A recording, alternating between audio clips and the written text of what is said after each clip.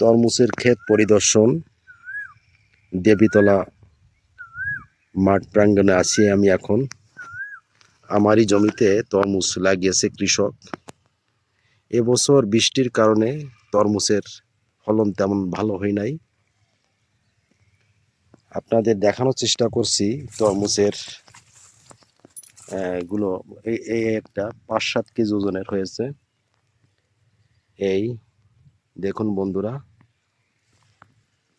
আমি ঘুরে ঘুরে দেখানোর চেষ্টা করছি। একটা তরমুজ, একটা বড়, এই যে দেখুন।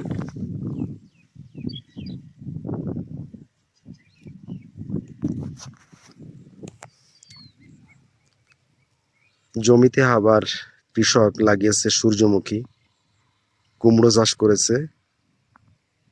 এই হচ্ছে আমার জমি। কৃষক বিশ্রামের জন্য একটি ঘর তৈরি করেছে। এখানে কাজ শেষে ক্লান্তি যখন আসে এই ঘরের ভিতরে তারা বিশ্রাম নেয়। এই হচ্ছে অবস্থা।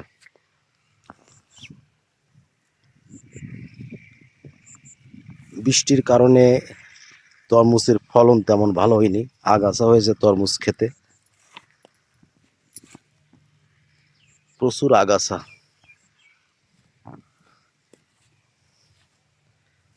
তো আমি এই মুহূর্তে দেবীতলা থেকে বিদায় নিচ্ছি। আমি অঞ্জন কুমার রায়।